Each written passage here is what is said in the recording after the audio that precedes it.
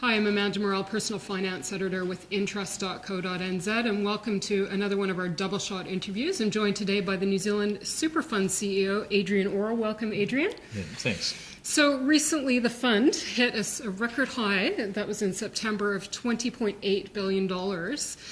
So the fund, for those who are unaware, was started back in 2013, and this is to help pay for the costs of the New Zealand superannuation.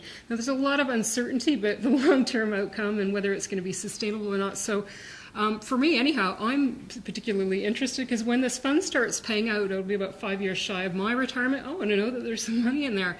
But based on your performance to date, things are going quite well with this fund. Can you tell us how this fund has been performing per annum, I guess, since inception? Yeah, well, thank you, and we are pleased with how it's been performing. I was busy trying to calculate your age from 2029 backwards. 2029 is when we first start paying out.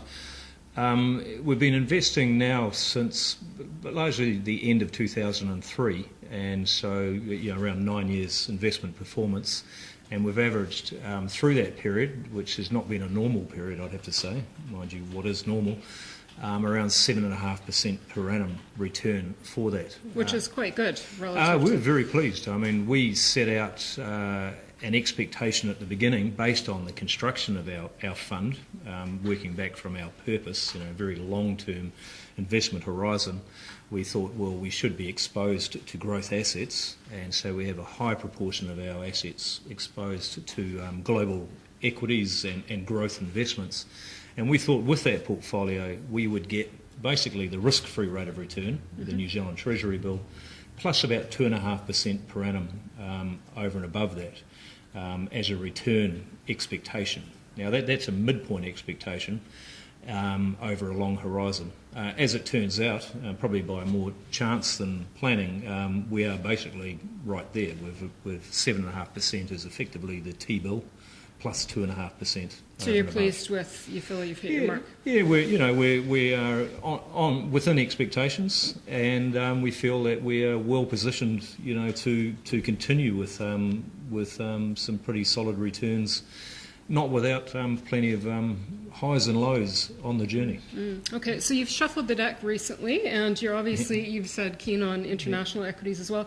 China as well, you've picked up a rather significant investment there in their infrastructure fund. Yes. So tell us a little bit about that. How much did you buy, and what makes you so sure that the infrastructure is going to keep on growing in China? Yeah, well, I wish I was so sure about any of our investments. I mean, Our challenge is to deliberately look for risk, and risk that we believe that we're going to be rewarded for taking. And that is the only way you'll get returns. So it's about being disciplined in saying what type of risks are we prepared to take on, and are we going to be adequately rewarded for that.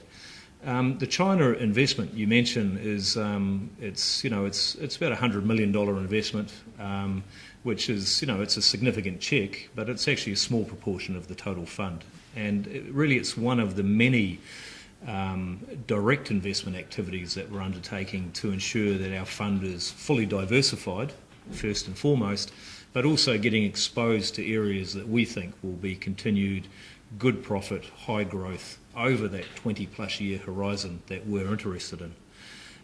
China itself, it's no secret that it's been one of the fastest growing economies, or the fastest growing economy for the last 10-plus years. Fast economic growth doesn't always translate, or it often doesn't translate into good returns for the owner of the capital. So, for us to enter China, rather than just taking a blanket by the market, we've been teaming up with, the giants of the industry within China.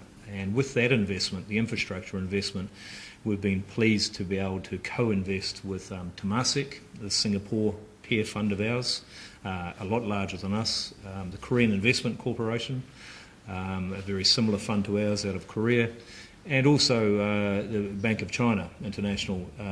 So the four of us have gone in together and taken a private equity stake in an infrastructure, in a company that is involved in looking for quite unique opportunities in providing infrastructure services to some of the large companies that continue and will continue to operate in China. Okay, we had Brian Gaynor in earlier this week, and we were discussing some of the research involved in their stock selection, the companies they invested. Can you just, I'm sort of interrupting the flow a bit, but tell us about your strategy and how are you making site visits as well and meeting with these parties? What's the process?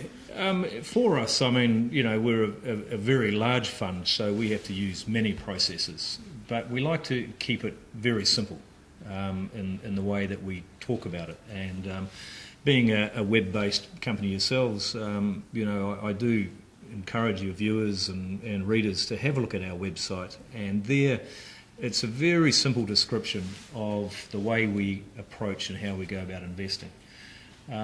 Probably the two main steps are we have what we call our passive reference portfolio. So thinking about our purpose, maximising return over the horizon, the 20 plus year horizon, we set up what we call our reference portfolio, and that is a passive listed portfolio. And it's saying how can we get the growth exposure we need in the most cost effective manner, least cost manner. And that's just buying into listed markets and the indices. So that is our reference portfolio. And then we think about what else could we do to add value over and above just that passive listed reference portfolio. Yep. And there we set up a series of strategies which are strongly anchored to our investment beliefs, how we think markets operate, and our endowments, who we are, our horizon, liquidity. And so our active investment strategies, they span from infrastructure, that we've talked about, timber, private equity, multi-strategy funds. We are also a seller of insurance in terms of life settlements and catastrophe bonds, and we are very opportunistic. If large single investments turn up where we see a really good reward for the risk, then we will be involved directly. Okay, so let's talk about, this is probably a good time to actually talk about some investments closer to home. Let's talk about Scales Corporation in Christchurch. What kind of value do you see there? Well, Scales Corporation was a classic example of us. One of our endowments is that we're New Zealand based and there's not a lot of other people with a checkbook our size. Scales investment came through initially through one of our external managers, Direct Capital, who run one of our private equity portfolios. We were already going to be invested into Scales because Direct made a decision to go there. They make their own investment decisions using our capital and others. But we said, hey, we would like even a bigger slice of that action. And so we co-invested beside that fund. And so we ended up with 1/3 of Scales Corporation. It's it was being sold in a relatively distressed situation. It's got a fantastic set of products. It's a market we're really interested in, being exposed to global food demand going on, particularly with the rising middle income in a lot of the emerging markets. And so it ticked a lot of boxes. We were in the right space. It was thematically based for us. It was being well researched and managed through Direct Capital, and we were able to have more oversight over the investment decision. Okay, well, primary commodities is going to be a real hot one going forward. You're also quite keen on dairying as well. Tell us what your exposure has been there. Well, we have a global strategy around rural in total, so it's not just dairy. What we're interested in is being involved in where you've got a rising middle income globally and all of the demands that come with that, and protein and food security is one of those demands. We're interested in getting exposure to the farm gate level directly because we can get exposure to all of the manufacturing through listed markets. And to do that, you have to get on the ground and effectively buy farms. Although it's a global portfolio, at the moment we are world famous throughout New Zealand in the sense that the money we've committed to date has all been in New Zealand, around 110 million plus, and it has been all in dairy farms. But we remain open-minded about alternative agriculture as well as agriculture globally, and we've been working with a lot of peer funds about how we could get invested there. The dairy farms, it's been, it's tough to get access to them. You've really got to bang on the doors and work hard. And they're never sold cheaply. Farmers like to buy the neighbours, and there's a lot of global demand for farms. So we've been taking our time, slowly building up a portfolio in that space, and we remain hopeful and very eager to continue that investment portfolio. Okay, how about utilities? That's going to be a hot topic also for 2013 with all the SOEs floats coming up. What kind of position will you be taking on Mighty River Power and some of the others coming up? Yeah, well, the good thing that we've been able to do at the fund is communicate really clearly how we think about investment strategies, and so that's allowed us to talk quite openly about our positions related to the SOE potential sales. The first thing is that to the extent that they are listed, we will end up owning a fairly large proportion anyway through we have 5% of our fund allocated to New Zealand listed equities. Yep. So we will pick up a direct holding through that listed exposure. For us to go overweight, in other words, to buy even more than that 5%, really is going to be a function of the price. We're going to be taking on a certain risk. We want to know how we're going to be rewarded for that risk. Mm-hmm. And at that point, compared to all of the other opportunities we have on the table. Yep. So, we like the rest of the public in New Zealand are in a wait-and-see position as these details get nailed and we get to see what is the price there. At some point, we have 24% of our fund already invested in New Zealand, and so we always also have to be very aware of concentration concerns and be rewarded if we are removing diversification. So, we'll be running our numbers pretty carefully. Okay, excellent. Now, at the same time, you've also paired some of your investments. You've got rid of, just last month, I believe, or this month, Freeman McMoran over some alleged human rights abuses and a few others.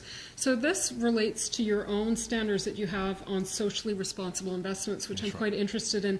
So for the benefit of people who weren't aware, like myself, that you actually had a standard, do you work on a negative or a positive screen basis? What's your selection process when it comes to corporate good citizenship? Yeah, again, I do invite your viewers and readers to have a look at our website. There's some. We've tried to be really clear in what we're about. So, part of our stemming right back to our purpose. It's quite simple. Our mandate, I should say. Our purpose is to assist paying for future retirement income, but our mandate is maximise return without undue risk, and invest without prejudice to New Zealand's reputation internationally. And that second part leads us into our responsible investment process.